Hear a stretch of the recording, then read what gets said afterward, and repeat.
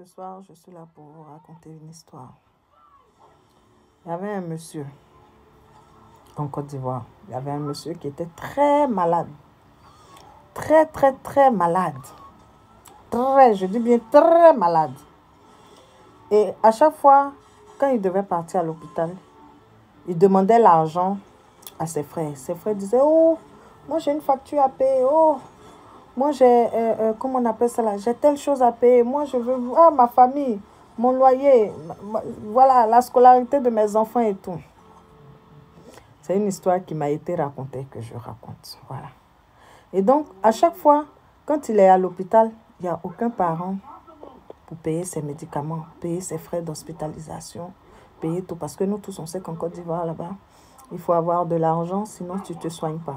Vous comprenez? C'est comme ça que, à chaque fois, il était tout le temps malade et les parents ne réagissaient pas. Donc, un jour, il arrive à l'hôpital, il s'entend. Non. Il arrive à l'hôpital. Bon, je vais raconter textuellement comme on me l'a dit. Comme on me l'a dit, voilà. Donc, il arrive à l'hôpital. 3 jours après, on appelle ses parents, on annonce que le gars est mort. Les parents commencent à pleurer, je dis. Les parents commencent à pleurer du carrefour. Hein? Du carrefour de l'hôpital de Trècheville. Les gars commencent à taper les acrobaties. Ça pleure pour venir voir leur frère. C'est-à-dire, le médecin, quand il leur a annoncé le décès de leur frère, il leur a dit que pour libérer le corps de leur frère qui est à la morgue de l'hôpital, il faut 500 000 francs. Donc, vu que le médecin a déjà prévenu les parents, les gars sont venus et les 500 000 en pleurs. Donc, ils arrivent, ils donnent l'argent. Le médecin dit non, on va essayer de voir ce qu'on peut faire et tout pour libérer le corps. Ils sont là. 1 heure, 2 heures, 3 heures, 5 heures. Le médecin vient, il leur dit non, partez à la maison, revenez dans 2 jours. Comme ça, on aura le temps de préparer le corps, de le nettoyer et tout. Comme ça, on vous le rend. Les gars s'en vont. 3 jours après, ils reviennent. Les gars commencent à...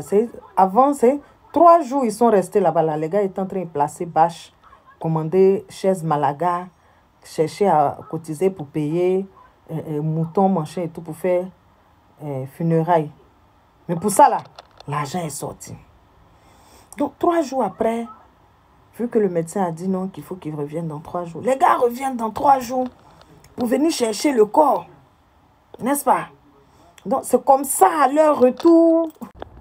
I believe I can fly.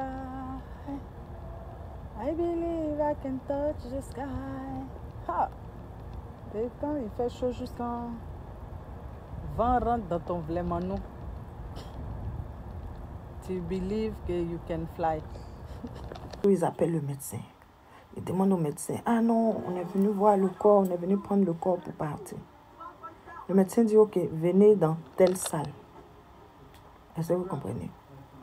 Bon, il prend la femme du monsieur était déjà là. Parce qu'ils se sont entendus, la femme, les enfants et tout. Donc, il prend le frère, la soeur, c'est-à-dire les parents du monsieur à qui le monsieur demandait l'argent et qui disaient qu'ils n'avaient jamais rien. Il les prend pour les envoyer dans la chambre où le gars est hospitalisé. Les gars arrivent, ils viennent trouver le gars en thé. D'afra même, il en thé d'aba. Sauce poulet dedans est foutu. Il est sous perfusion. Il est sous perfusion. Il en peut bien manger. Aïe. Mais c'est pas notre frère qui est mort là.